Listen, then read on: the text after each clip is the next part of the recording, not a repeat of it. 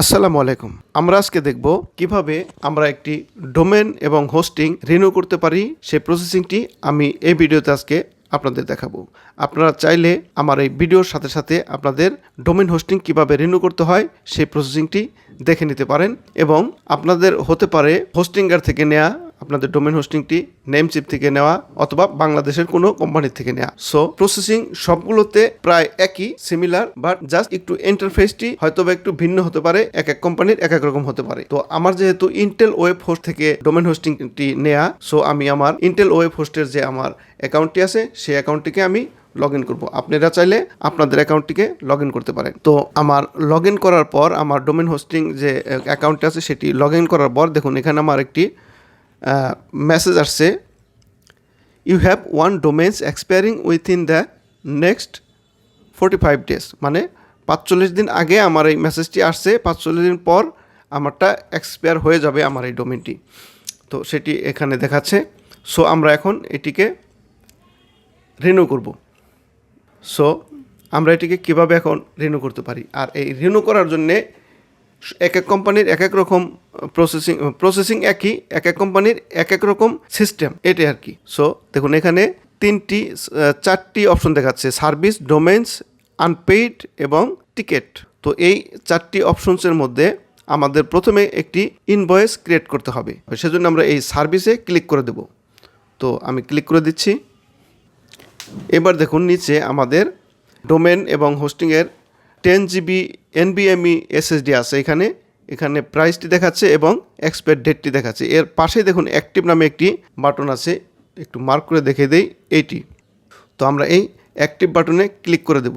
যদি আপনার Intel web host থেকে নেওয়া হয় তাহলে কিন্তু প্রসেসিংটা সেম হবে। তো ভিডিওটি দেখে আপনারা চাইলে আপনাদের ডোমেন হোস্টিংটি রিনিউ করতে পারেন। এবার দেখুন এখানে জেনারেট রিনিউয়াল নামে ইনভয়েস নামে একটি বাটন আছে, এটাতে ক্লিক করে দিব এবং কনফার্ম জেনারেটে ক্লিক করে দিব এখানে নিচে। তো ক্লিক করে দিলে আমাদের একটি ইনভয়েস ক্রিয়েট হয়ে যাবে। দেখুন এই নাম্বারে আমাদের একটি ইনভয়েস ক্রিয়েট হয়ে গেছে। Invoice this number is generated.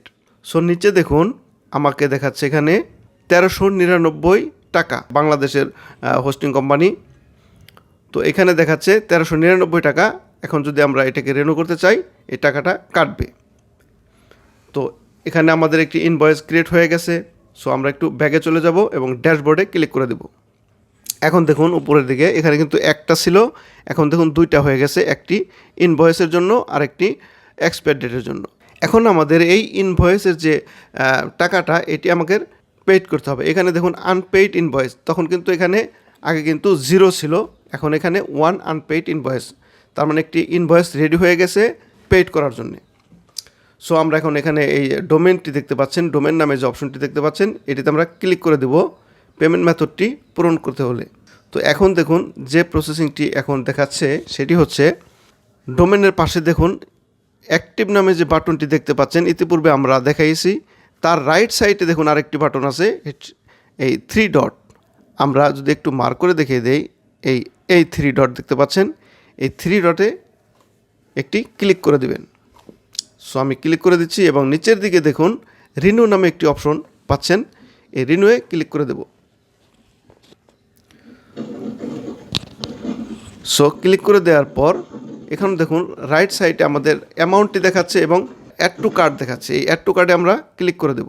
Click করে দেওয়ার পর একটু নিচের দিকে আসবো, দেখুন এখানে চেক আউট নামে যে অপশনটি দেখাচ্ছে, বিলটি দেখাচ্ছে কত টাকা দিতে হবে এবং চেক আউটে ক্লিক করে দেব। এইবার আমরা একটু নিচের দিকে চলে আসব এবং এখানে দেখুন আমাদের পেমেন্ট মেথডটি দেখাচ্ছে।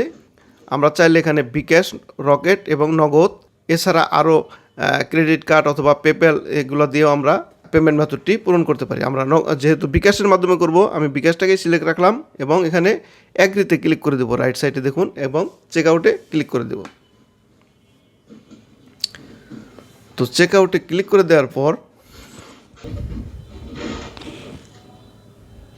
সো পে নাও, একটু ওয়েট করব এবং এখন দেখুন বিকাশ, নগদ এবং রকেট যেটা আপনি সিলেক্ট করবেন, যেটা দিয়ে পেমেন্ট করতে চান সেটি সিলেক্ট করে দেবেন। আমি বিকাশকে সিলেক্ট করে দিচ্ছি এবং এখানে বিকাশ নাম্বারটি দিয়ে দেব।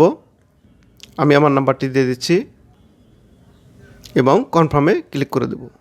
এরপর আমাদের যে বিকাশ নাম্বারটি আছে সেখানে একটি কোড যাবে, কোডটি এখানে বসিয়ে দেব এবং কনফার্ম, এবং বিকাশ যে পিন নাম্বারটি আছে আমরা সেটি এখানে বসিয়ে দেব এখন। তো আমি আমার পিনটি দিয়ে দিচ্ছি এবং কনফার্ম। বিকাশ অ্যাকাউন্ট ভেরিফিকেশন সাকসেসফুল। এবার আমাদের পেমেন্ট মেথডটি দেখাবে পেমেন্টটি হয়েছে কিনা। আমরা এটিকে কেটে দিচ্ছি। অর্ডার প্লেসড, আমাদের অর্ডারটি প্লেসড হয়ে গেছে। আমরা কন্টিনিউ টু ক্লায়েন্ট এরিয়াতে ক্লিক করে ড্যাশবোর্ডে চলে আসব। এরপরে আমরা নিচের দিকে চলে যাব, দেখব আমাদের এই বিলটি পেমেন্ট হয়েছে কিনা।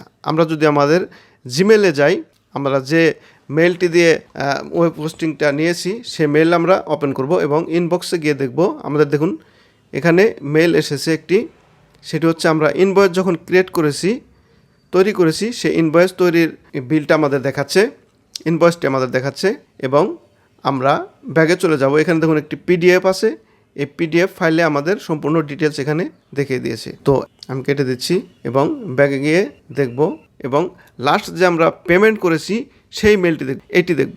এই লাস্ট যে পেমেন্ট কনফার্মেশন আসছে এটি আমরা নিচের দিকে দেখতে পাচ্ছি, টোটাল পেইড 1300 বিডিটি টাকা। এবং নিচে দেখুন স্ট্যাটাসে দেখুন, একটু মার্ক করে যদি দেখিয়ে দেই, স্ট্যাটাসে দেখাচ্ছে পেইড। তো এটাই ছিল আমাদের মূল উদ্দেশ্য, আমরা কিভাবে পেমেন্ট করব এবং কনফার্ম হব যে আমরা পেইড করেছি। দেখুন এখানে পিডিএফ আকারে একটি ফাইল দিয়ে দিয়েছে, আমরা চাইলে এটিকে ডাউনলোড করে রেখে দিতে পারি, রিসিপ্ট হিসেবে এটি গণ্য হবে যদি আমরা এটিকে ডাউনলোড করে রেখে দিই। এবং পরে যদি কোনো ধরনের ঝামেলা হয় তাহলে আপনারা এই রিসিপ্ট পেমেন্টটি দিয়ে পেইড যে ইনফরমেশনটি আছে এটি সাবমিট করলে, ইন্টেল ওয়েব হোস্ট কোম্পানিতে সাবমিট করলে, এটি কিভাবে সাবমিট করতে হয় সেটি অন্য একটি টিউটোরিয়ালে দেখাবো। এটি সাবমিট করলেও আপনারা সমস্যার সমাধান করতে পারবেন। আমরা ডোমেনটা পেইড করে ফেলেছি এবং হোস্টিংটা আমরা এখন পেইড করব। সেজন্য আমরা চলে যাব বিলিং সেকশনে, মাই ইনভয়েস নামে যে অপশনটি দেখতে পাচ্ছেন সেই ইনভয়েস আমরা ক্লিক করে দেব এবং নিচের দিকে দেখতে পাচ্ছেন এই ইনভয়েসটি আমরা অলরেডি পেইড করে দিয়েছি।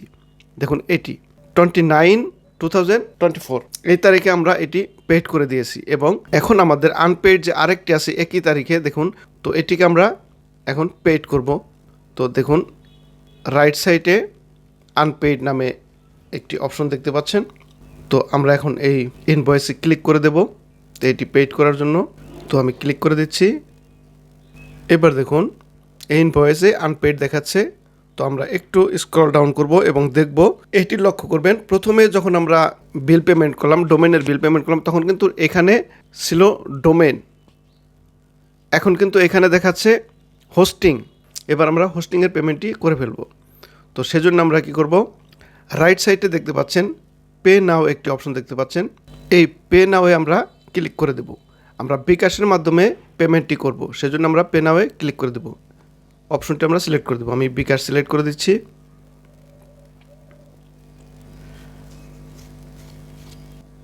বিকাশ নাম্বারটি আমি এখন এখানে প্রোভাইড করে দেব এবং কনফার্মে ক্লিক করে দেব।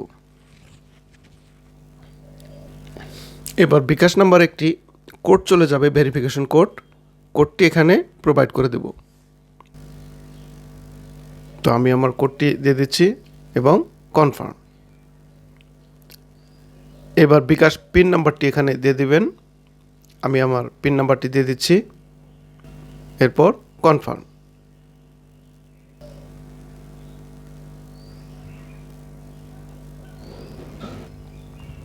আশা করি পেমেন্টটি কনফার্ম হয়ে যাবে, জাস্ট একটু অপেক্ষা করি।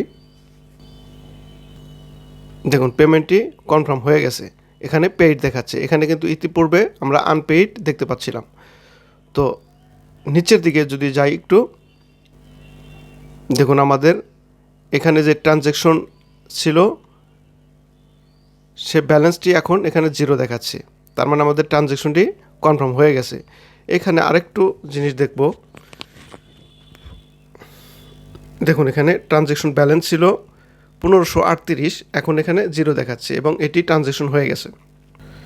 এখানে দেখুন 10 GB NVMe SSD এই হোস্টিংটি আমাদের রিনিউ হয়ে গেছে। দেখুন এখানে ডেট আসছে 10/10/2025, মানে 2025 সাল পর্যন্ত, 10 মাসের 2025 সাল পর্যন্ত ডেট বেড়ে গেছে 1 বছরের জন্য। যে জিমেল দিয়ে আমরা এই ওয়েব হোস্টিং অ্যাকাউন্টটি খুলেছি সেই জিমেলটি আমরা চেক করব। দেখবো আমাদের বিল কনফার্মেশন, দেখুন ইনভয়েস এখন এখানে পেইড দেখাচ্ছে। আমরা ইনভয়েসে যদি যাই দেখবো এখানে পেইড, দেখুন এখানে পেইড দেখাচ্ছে, এখানে পেইড দেখাচ্ছে, এখানে পেইড দেখাচ্ছে, সম্পূর্ণ আমাদের কমপ্লিট হয়ে গেছে।